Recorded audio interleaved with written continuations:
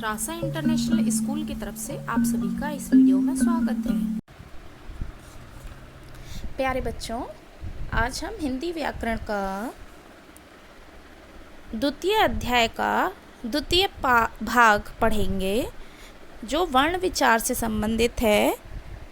पिछली वीडियो में हमने वर्ण के भेद का एक भेद पढ़ा था, स्वर पढ़ा था।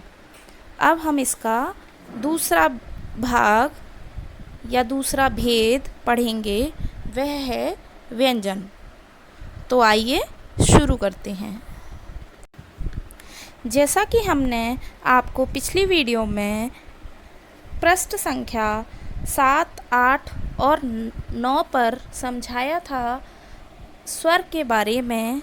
स्वर क्या होते हैं, कितने होते हैं, वर्णमाला क्या होती है, वर्ण क्या होता है, उसी के आधार पर व्यंजन क्या होते हैं, उसका शेष भाग अब हम पढ़कर समझेंगे। पृष्ठ संख्या 9 पर जो शेष भाग है वह पढ़ेंगे। सबसे पहले व्यंजन क्या होते हैं। जिन वर्णों का उच्चारण करते समय स्वरों की सहायता लेनी पड़ती है उन्हें व्यंजन कहते हैं। जिन वर्णों का उच्चारण करते समय हमें स्वरों की सहायता लेनी पड़ती है उन्हें व्यंजन कहते हैं। जैसा हमने आपको समझाया था, स्वर क्या होते हैं।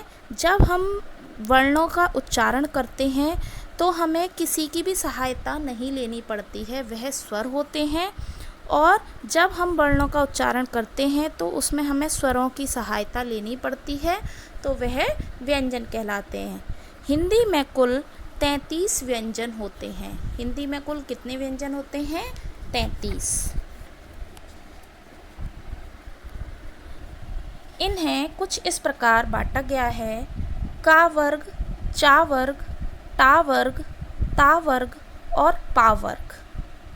का वर्ग के अंतर्गत क, ख, ग, घ, ण यह व्यंजन आते हैं। चा वर्ग के अंतर्गत च, छ, ज, झ, न्य यह व्यंजन आते हैं। टा वर्ग के अंतर्गत ट, ठ, ड, ढ, ण यह व्यंजन आते हैं तथा ता वर्ग के अंतर्गत त, थ, द, ध, ना यह व्यंजन आते हैं। और पा वर्ग के अंतर्गत प, फ, ब, भ, मा यह व्यंजन आते हैं। इसके अलावा 2 अतिरिक्त व्यंजन होते हैं जिन्हें ड और ढ के नाम से जाना जाता है। इसके अलावा य, र, ल, व, श, स, सा, ह यह भी व्यंजन होते हैं। इसमें व्यंजन के 3 भेद किए गए हैं: स्पर्श व्यंजन, अंतस्थः व्यंजन, ऊष्म व्यंजन। तो सबसे पहले हम पढ़ेंगे स्पर्श व्यंजन। ये संख्या में 25 हैं तथा इन्हें 5 वर्गों में बांटा गया है। का से माँ तक स्पर्श व्यंजन हैं। यह संख्या में कितने होते हैं? 25 होते हैं और इनको 5 भागों में बांटा गया है: का वर्ग, चा वर्ग, टा वर्ग, ता वर्ग और पा वर्ग। यह का से माँ तक हैं। वर्ग जो है वह क्या होता है? व्यंजन वर्गों के समूह को वर्ग कहते हैं। व्यंजन वर्णों के समूह को वर्ग कहते हैं। जो व्यंजन का वर्ग होता है, एक समूह जो होता है, उन्हें हम वर्ग कहते हैं। अंतस्थः व्यंजन ये संख्या में 4 होते हैं: य, र, ल, व यह अंतस्थः व्यंजन कहलाते हैं। ऊष्म व्यंजन यह भी संख्या में 4 होते हैं: स, स, सा, हा। इसके अलावा संयुक्त व्यंजन, जब 2 या 2 से अधिक व्यंजनों के मिलने से जो नया व्यंजन बनता है तो उसे संयुक्त व्यंजन कहते हैं। ये संख्या में 4 हैं। संयुक्त व्यंजन क्या होते हैं? जब 2 या 2 से अधिक व्यंजन मिलकर एक व्यंजन बनाते हैं वह संयुक्त व्यंजन कहलाते हैं। जैसे छ, त्र, ज्ञ और श्रा, यह संयुक्त व्यंजन हैं। यह संयुक्त किस प्रकार से हैं? क्योंकि यह 2 से अधिक व्यंजनों को मिलाकर बने हैं। देखिए कौन कौन से व्यंजन इसमें प्रयोग किए गए हैं। छ जो व्यंजन है वह क, छ और आ को मिलाकर बना है। इसके कुछ शब्द हैं क्षमा, क्षत्रिय, कक्षा। त्रा जो व्यंजन है वह त, र और आ को मिलाकर बना है। इसके कुछ शब्द हैं त्राण, त्रिशूल, पत्र। ज्ञा व्यंजन ज, न्य और आ को मिलाकर बना है। इसके कुछ शब्द हैं ज्ञान, विज्ञान, यज्ञ। श्रा व्यंजन श, र और आ को मिलाकर बना है। इसके कुछ शब्द हैं श्रवण, श्रम, श्रीमान। द्वितीय व्यंजन। द्वितीय व्यंजन क्या होते हैं? जब 2 समान व्यंजन वर्णों के मिलने से नया व्यंजन बनता है तो उसे द्वितीय व्यंजन कहते हैं।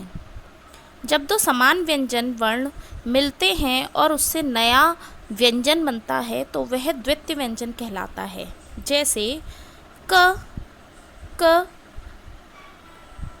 इसका शब्द हैं पक्का, मक्का, चक्की। अर्थात इसमें जो व्यंजन प्रयुक्त किया गया है वह समान व्यंजन प्रयोग किए गए हैं, एक आधा व्यंजन और एक पूरा व्यंजन। ऐसे ही ज, सज्जन, छज्जा। चा व्यंजन सच्चा, कच्चा। ट व्यंजन छुट्टी, मिट्टी, खट्टा। ता व्यंजन पत्ता, सत्तर, छत्ता। इस प्रकार हिंदी की वर्णमाला में कुल मिलाकर 52 वर्ण हैं। यह वर्ण किस प्रकार हैं? स्वर 11 जमा स्पर्श वर्ण 25 जमा अंतस्थः वर्ण 4, ऊष्म वर्ण 4 जमा संयुक्त वर्ण 4 जमा अतिरिक्त व्यंजन 2 जमा अयोगवाह 2, कुल मिलाकर 52। कुल मिलाकर 52 कितने हो गए? ये वर्णमाला के कुल वर्ण हैं। कितने वर्ण हैं? कुल मिलाकर 52 वर्ण हैं। वर्णों के इस समूह को वर्णमाला कहते हैं। वर्णों का यह समूह है, इस समूह को हम वर्णमाला कहते हैं। इसमें विशेष क्या है? देखिए, पढ़ते हैं और समझते हैं। सभी व्यंजन आ की सहायता से लिखे जाते हैं। आ रहित व्यंजन के नीचे हलंत लगाया जाता है, जैसे क, प, म, च। इस सभी व्यंजन के नीचे आप देख रहे होंगे हलंत लगा हुआ है। इससे यह पता चलता है कि यह व्यंजन आ रहित हैं। सभी जो व्यंजन हैं वह आ की सहायता से ही लिखे जाते हैं। यदि कोई व्यंजन आ रहित हमें लिखना है तो उसके नीचे हम हलंत का प्रयोग करते हैं। अंग्रेजी भाषा के प्रभाव के कारण आ को भी स्वर में ही माना जाता है, जैसे हॉल, ऑफिस, बॉल, डॉक्टर आदि। ये जो अ है यह स्वर में ही माना जाता है। अ की तरह ही ज और फ व्यंजनों को अरबी भाषा के प्रभाव के कारण हिंदी में ही लिया गया है। औ की तरह ज़ और फ यह जो हैं वह अरबी भाषा के प्रभाव के कारण हिंदी में ही लिए गए हैं, जैसे ज़मीन, साफ़, ज़रा, लिफाफा आदि। ड और ढ के नीचे बिंदी लगाने पर बने ये दोनों व्यंजन अतिरिक्त व्यंजन ड और ढ व्यंजन कहलाते हैं, परंतु इनसे किसी शब्द का आरंभ नहीं होता, बल्कि इन्हें शब्द के बीच या अंत में कहीं भी लिखा जाता है। ये ड और ढ जो हैं उनके नीचे यदि हम बिंदी लगाकर जो वर्ण बनते हैं, जो व्यंजन बनते हैं, उन्हें हम अतिरिक्त व्यंजन कहते हैं, परंतु इनसे किसी शब्द का आरंभ नहीं होता, किसी शब्द का निर्माण इससे नहीं होता।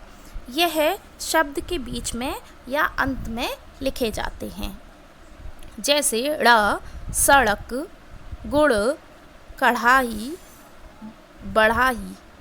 ऐसे ही ड़ पढ़ाई, ढूंढना, चढ़ना, चढ़ाई, गढ़। आइए एक बार पाठ को दोहरा लेते हैं। वर्ण भाषा की सबसे छोटी ध्वनि या इकाई है। वर्ण के दो भेद हैं, स्वर और व्यंजन। स्वर स्वतंत्र होते हैं। स्वरों का बदला हुआ रूप मात्रा कहलाता है। व्यंजन स्वरों की सहायता से बोले जाते हैं। हिंदी भाषा में स्वर 11 और व्यंजन 33 हैं, लेकिन संयुक्त व्यंजन 4 अंग और अह तथा ड़ और ढ को मिलाकर कुल 52 हैं। 52 वर्ण हैं। समान व्यंजनों से मिलकर बने व्यंजन द्वित्व व्यंजन कहलाते हैं। दो व्यंजनों के मेल से बने व्यंजन संयुक्त व्यंजन कहलाते हैं। तो आज हमने क्या पढ़ा? आज हमने वर्ण विचार का शेष भाग पढ़ा। अगली वीडियो में हम अध्याय 3 शब्द विचार पढ़ेंगे। तब तक आप इसका अभ्यास कीजिए। धन्यवाद।